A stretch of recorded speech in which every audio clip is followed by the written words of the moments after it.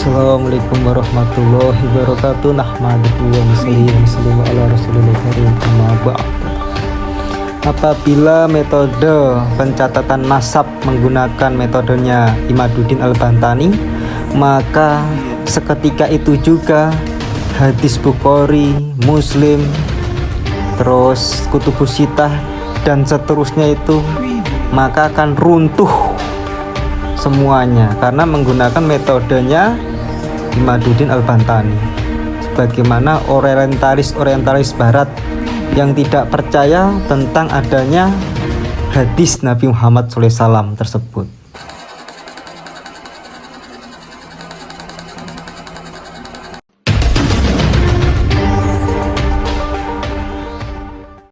Assalamualaikum warahmatullahi wabarakatuh. Nahmaduhu wa nusalli wa nusallim wa ala rasulillahi karim, amma ba'd.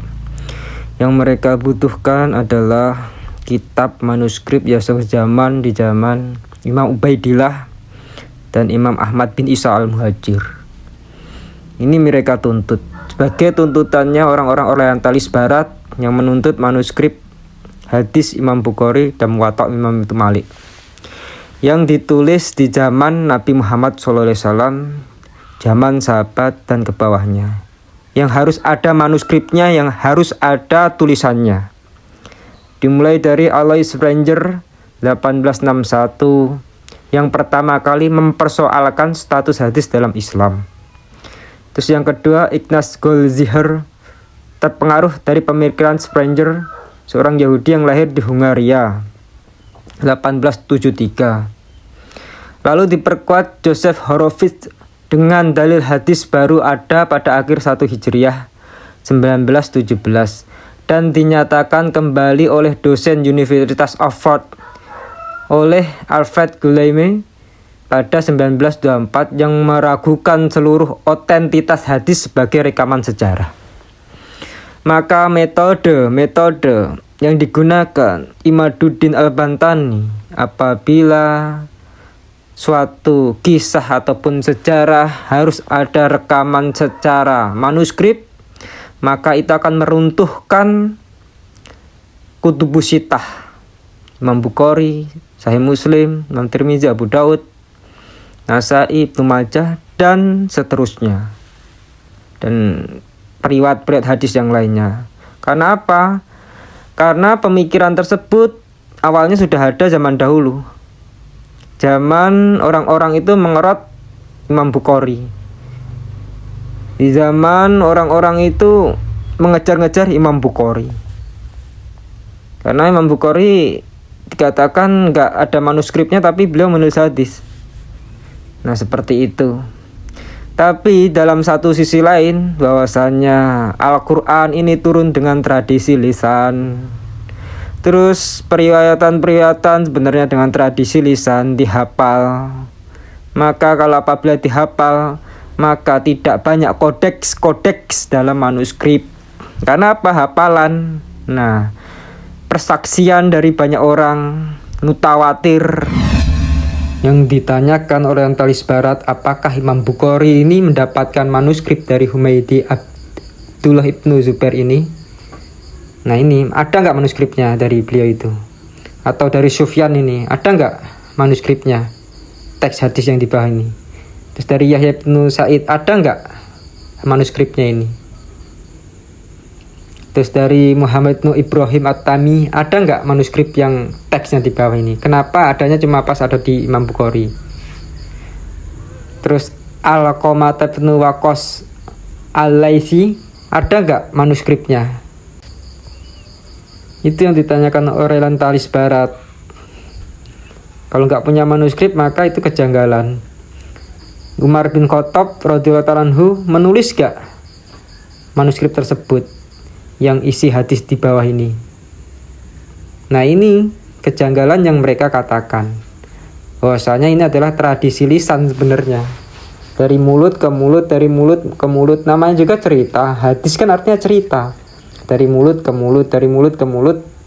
Nah, tergantung siapa menceritakannya. Kalau menceritakan pembohong namanya hadisnya nanti bisa jadi doif. Tapi yang menceritakannya orang jujur dan mutawatir, orang banyak mendengar cerita tersebut, maka yang menceritakannya plus sikoh, maka hadis itu tingkatannya bisa menjadi mutawatir ataupun soheh.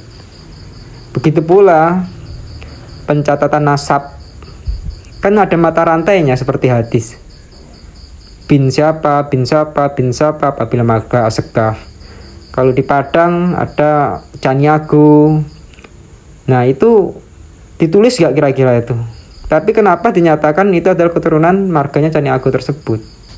Terus marga Tanjuang di Padang tersebut, Pariaman, itu ditulis gak? Apa hanya tradisi lisan turun ke lisan nih? Nah seperti itu kurang lebihnya itu. Sedangkan kalau Ba'alawi itu sungguh sangat mutawatir sekali. Semua orang tahu kalau itu keturunan Nabi Muhammad. Cuman yang membedakan itu tidak ada manuskripnya di zaman Imam Ubaidillah tersebut. Sebagaimana yang dipertanyakan oleh Orientalis Barat. Imam Bukhari itu mencatat ada manuskripnya enggak? Apakah asal-asalan aja mencatat? Nah itu yang dijadikan janggal oleh Orientalis Barat. Karena mereka tidak menerima tradisi lisan seperti itu. Dan kelemahan tradisi lisan itu sama orang bisa berbohong, mengaku-ngaku bahasanya ini hadis dari Nabi Muhammad. Makanya ada hadis maudhu, hadis palsu yang berterbaran di mana-mana. Kenapa kelemahan tradisi lisan itu seperti itu? Karena nggak punya manuskrip, nggak punya catatan. Ibarat kita utang ada orang lain, tapi nggak punya catatan, nggak ada materai, maka kita bisa bohong bahasa kita udah lunas. Karena nggak ada catatan. Itu kelemahannya tradisi lisan. Tapi apabila semua hal tersebut menjadikan patokan, kalau nggak ada catatannya, ya namanya juga nanti akan mematahkan, meruntuhkan kutubusitah tersebut. Kadang-kadang orang utang tanpa ada catatannya, kita tahu kalau orang utang tersebut seperti itu. Makanya kita harus teliti dan cermat untuk mengenai masalah hal ini. Tergantung siapa yang meriwayatkannya. Makanya didirikan nakobah-nakobah supaya apa? Orang itu nggak gampang berbohong mengenai nasab. Makanya pelajari ilmu mustalah hadis supaya orang itu nggak berbohong tentang hadis-hadis yang maudhu. Karena apa? Karena nggak ada manuskrip. Kalau ada pun berceceran di mana-mana. Nah seperti itu, rentan daripada kebohongan-kebohongan. Makanya ada hadis maudhu, ada habib palsu, dan seperti itu dan seterusnya. Wallahu ta'ala bishawab.